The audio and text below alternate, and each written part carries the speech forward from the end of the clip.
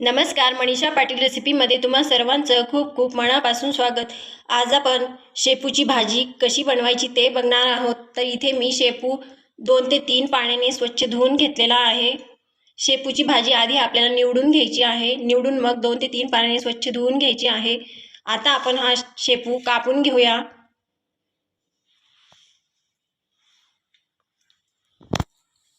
या पद्धतीने आपल्याला शेपूची भाजी अशी कापून घ्यायची आहे.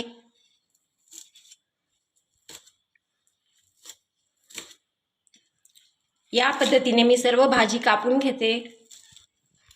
इथे मी शेपूची भाजी अशी बारीक कट करून घेतलेली आहे. आता आपण हे मी शेंगदाणे भाजून घेतलेले आहेत. हे शेंगदाणे आपल्याला जाडसर असे वाटून घ्यायचे आहेत. इथे मी शेंगदाण्याचं कूट जाडसर असं वाटून घेतलेलं आहे. आपल्याला हे शेंगदाण्याचं कूट जाडसर असंच वाटायचं आहे.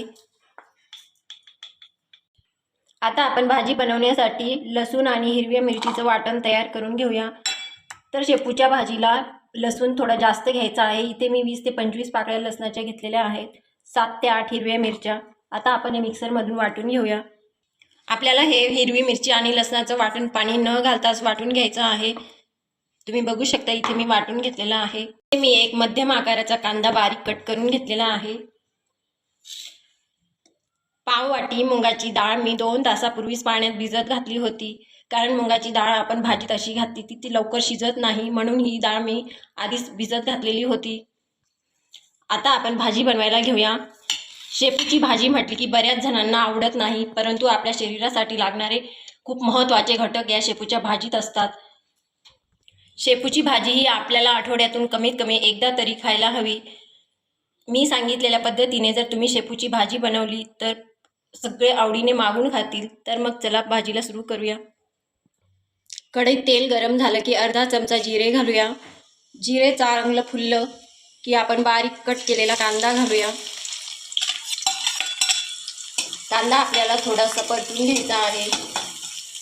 गॅस मीडियम ठेवायचा आहे. इथे आपला कांदा एखाद मिनिटभर चांगला परतला गेला की त्यात आता वाटलेलं हिरवी मिरची आणि लसणाचं वाटण घालूया.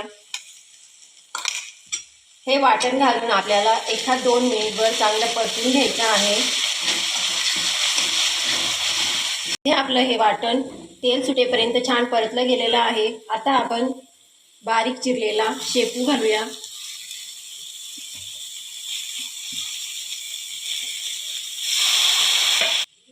इथे आपल्याला शेपू घालून एखाद मिनिटभर तेलात चांगलं परतून घ्यायचं आहे. सुरुवातीला आपली शेपूची भाजी खूप जास्त दिसत होती, पण तुम्ही बघू शकता आता खूप कमी झालेली आहे तेलात परतल्यावर. आता आपण भिजत घातलेली ही मुगाची डाळ घालूया. हे थोडं मुगाच्या डाळीत जे पाणी शिल्लक आहे ते सुद्धा घालूया, कारण डाळ शिजायला थोडंसं पाणी लागणार आहे आपल्याला.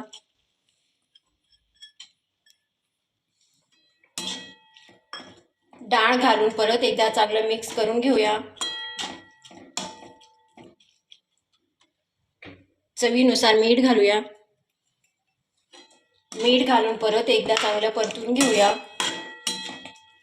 आता आपण झाकण ठेवून मीडियम गॅसवर ही भाजी एक 5 ते 6 मिनिटं शिजून घेऊया. इथे आपल्या शेपूच्या भाजीला जवळपास 5 ते 6 मिनिटं झालेले आहेत. तुम्ही बघू शकता आपली शेपूची भाजी खूप छान अशी शिजली गेलेली आहे. शेपूची भाजी शिजवत असताना आपल्याला जास्त पाण्याचा वापर करायचा नाहीये, नाहीतर भाजी चवीला पानसट लागते. आपण पोहे खायच्या चमच्याने अगदी 4 ते 5 चमचे पाणी वापरलेलं आहे. आता आपण यात जाडसर वाटलेलं शेंगदाण्याचं कूट घालूया. कूट घालून एखाद मिनिटभर चांगलं परतून घेऊया. शेंगदाण्याचं कूट तुम्ही तुमच्या आवडीनुसार घालू शकता.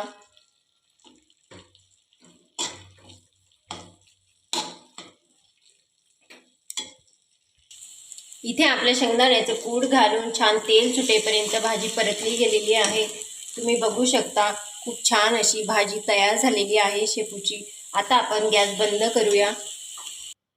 इथे आपली शेपूची भाजी बनवून तयार झालेली आहे. तुम्ही जर मी सांगितलेल्या पद्धतीने शेपूची भाजी बनवली तर 1 पोळीऐवजी 2 पोळी नक्कीच खाऊ शकणार.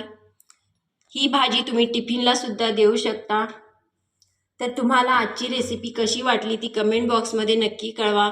व्हिडिओला लाईक करा, तुमच्या मित्रमैत्रिणी आणि नातेवाईकांसोबत जास्तीत जास्त शेअर करा.